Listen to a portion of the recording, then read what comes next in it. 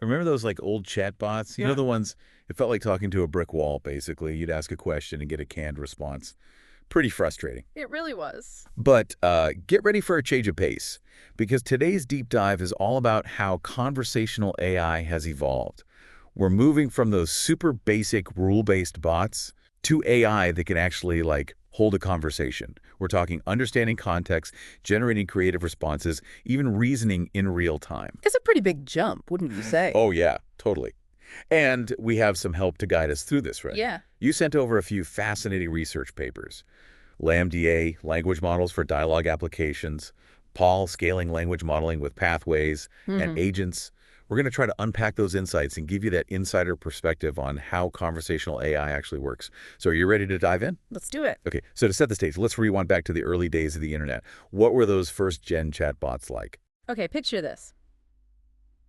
You're on the internet, right? And you're trying to get information from a program that can only give you pre-programmed phrases based on very specific keywords. It's like trying to have a real conversation with a robot that's just stuck on repeat. I remember those days, yeah. Yeah. You'd have to use the exact right wording, or it would give you a response that made no sense. Exactly. They were so limited, because they had to rely on this very rigid set of rules. They just couldn't handle the nuances of human language. So how did we go from those, super frustrating early interactions Yeah. to AI that can understand what we're saying and then respond in a way that actually makes sense? The LaMDA paper talks about LLMs, large language models. Yeah. What are those, and how did they change things? Okay, so that is where things really started to change. LLMs are basically deep learning algorithms trained on a huge amount of text data. We're talking massive. Data sets like the Pile and Common Crawl, which have petabytes of text just scraped from all over the internet. This training allows them to learn all the intricate patterns of human language in a way that wasn't possible before. So it's like they've read almost everything on the internet. Yeah, in a way, and that's the key. Being exposed to that much data gives them a really deep understanding of how language works. And that brings us to LaMDA, which stands for Language Model for Dialogue Applications. And it's the perfect example of what these LLMs can do. So LaMDA is an LLM that's trained on this huge amount of data. But what makes it so special for conversational AI? What does it do that those old chatbots couldn't? So the really cool thing about LaMDA is that it moves beyond just matching keywords. It can generate responses that actually fit the context of the conversation and sound natural. So it's not just pulling pre-programmed answers. It's actually understanding and responding to the conversation. Exactly. That's what the research showed. These models could engage in much more fluid and natural conversations. That's so cool. It's like AI is learning how humans talk to each other. Okay, then we have PaLM, scaling language modeling with pathways. This one seems to say that PaLM takes those conversational abilities even further. How so? So PaLM takes what LLMs like LaMDA do and basically scales it up. It's trained on even more data and uses this new architecture called pathways that lets the model think about a lot of different things at the same time. So it's almost like PaLM is thinking about a lot of things while it's talking to you, allowing it to connect different ideas. That's a great way to think about it. Being able to juggle so many ideas makes the conversation richer, more nuanced, and it just feels a lot closer to how humans talk. Wow, this is incredible. We went from basic rule-based bots to AI that can understand the context and hold complex conversations. But how does this translate to real-world use cases? How is all this actually being used right now? Well, think about those frustrating customer service calls. Imagine you contact a company, and instead of waiting forever or getting lost in menus, you talk to an AI that actually understands your problem, can pull up your info, and then actually solves the issue. Oh, so no more being transferred between different departments. Exactly. These AI agents could even access real-time info to give personalized support. Like they could pull up your order history or check inventory, maybe even suggest different products based on what you've purchased before. That would be a game changer for a lot of companies. Yeah. And I bet customers would love it too. What about other areas? Are there any other industries that can use this AI? Oh, tons. LLMs like LaMDA and PaLM are being used to streamline all kinds of things. They can summarize those long, dense reports that no one wants to read, automate tasks, and they can even help with data analysis and decision making. So AI is becoming more than just a tool for answering questions. It's a potential collaborator in a lot of aspects of our lives. That's exactly right. It's like having a super smart assistant that can brainstorm ideas with you, research stuff, even help you plan your day. The possibilities are endless. And this is where that agent's white paper comes in. It goes even deeper into this whole idea of AI as a collaborator. It introduces the concept of an agent framework. What is that exactly? Okay, so the agent's paper takes these powerful LLMs and basically puts them into a framework that lets them interact with the real world. An agent is like an AI system that combines an LLM with tools and something called an orchestration layer to achieve goals. Okay, let's break that down. What kind of tools are we talking about? Think of tools as extensions that allow the AI to use more than just language, like APIs that can connect to databases or apps, maybe even physical devices. It lets AI access real-time information and even take actions in the world. So it's kind of like giving AI hands so it can reach out and do things. Exactly. And then there's that orchestration layer. It's basically the brain of the agent. It's what guides the AI's reasoning and helps it make decisions. It chooses which tools to use, how to understand the information it receives, and then ultimately what actions to take to achieve its goals. So the orchestration layer makes these AI agents more than just chatbots, right? It gives them the ability to understand a situation, Yeah, make a plan, and then use those tools to carry it out. you got it. It's a powerful combo that opens up a whole new world of possibilities for AI. Yeah, it's pretty amazing when you think about how these AI agents can interact with the world around them. Like they're not just stuck in the digital world anymore. It's wild. But just giving them tools isn't enough, right? They have to know how to actually use them. How do these AI agents learn to use these tools effectively? I'm guessing it takes a lot of training. Yeah, you're right. That's where targeted learning comes in. The agents paper talks about three main approaches: in-context learning, retrieval-based in-context learning, and then fine-tuning. Okay, those sound kind of technical. Can we break them down one by one? What's in-context learning? Sure. In context learning is like giving the AI agent a crash course in how to use a specific tool. It's like, if you were showing someone how to use a new kitchen appliance, you wouldn't send them to culinary school or anything, right? You just show them some examples, explain the basics, and then let them try it out. So it's like on-the-job training for AI agents, learning by doing. Exactly. You give the agent a prompt, the right tools, and some examples of how to use those tools for a specific task. Then the agent can learn from those examples and adapt its behavior. Interesting.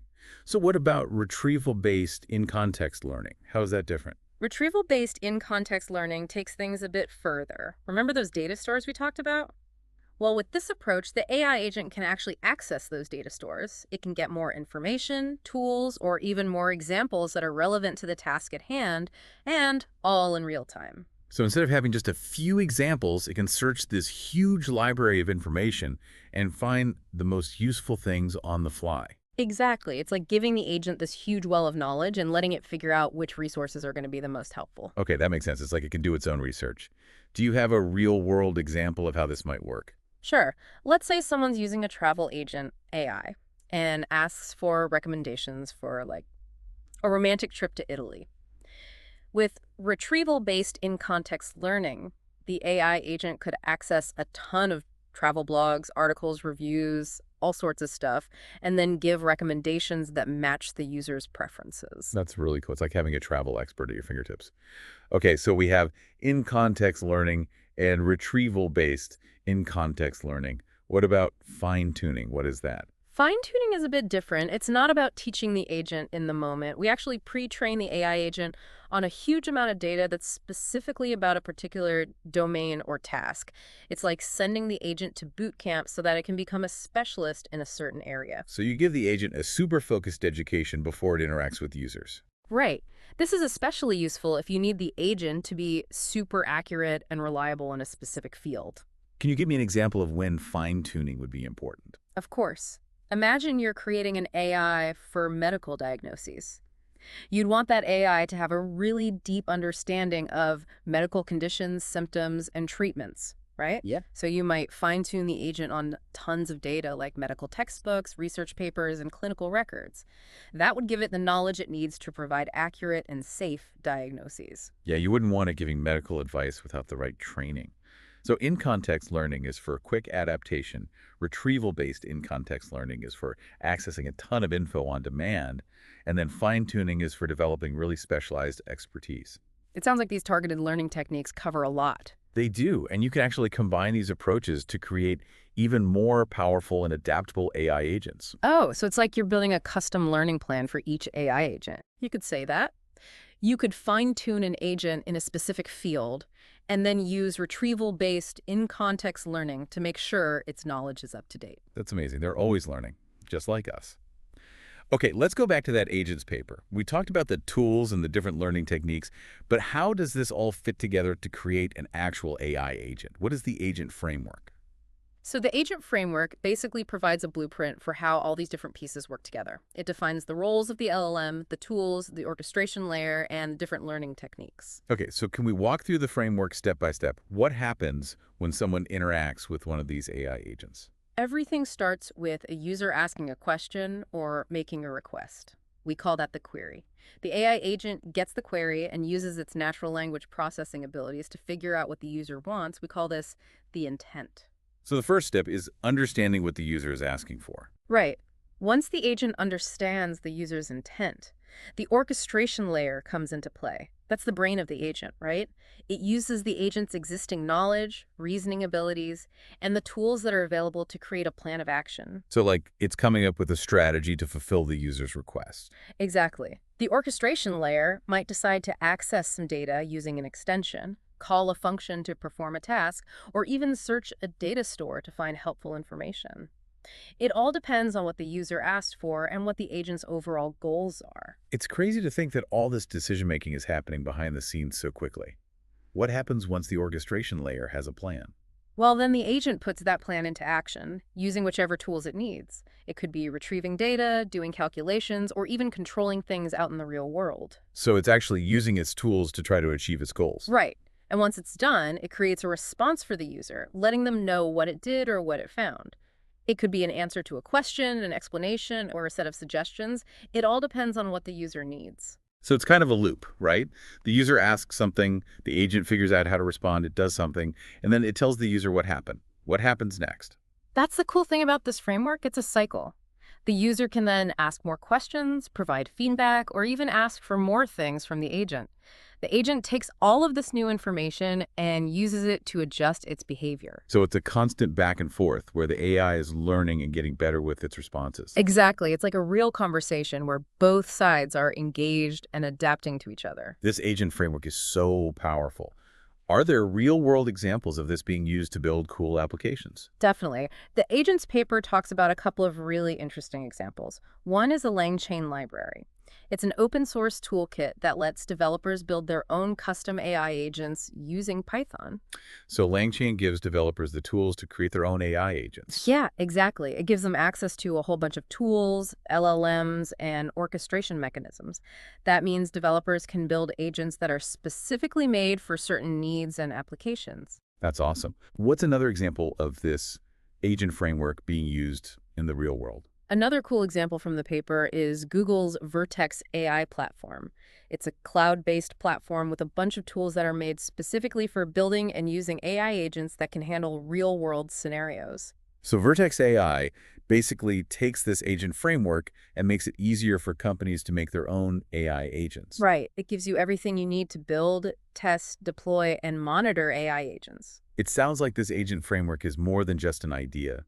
It's actually being used to make real-world applications that are already changing how we use technology. For sure. And as AI keeps getting better, I think we're going to see even more creative uses of this agent framework. It's a pretty exciting time to be following these developments. It really is. We covered so much in this deep dive, from those early chatbots to these super sophisticated agent frameworks. It's wild to see how far conversational AI has come in such a short time. Yeah, it's remarkable. And we've just scratched the surface. There's still so much more to explore. You're right, but for now, let's talk about the future of conversational AI. What do you think is going to happen in the next few years? What kind of impact will it have on us? It's hard to know for sure, but I feel like we're reaching a point where AI is becoming like a bigger part of our lives every day. Conversational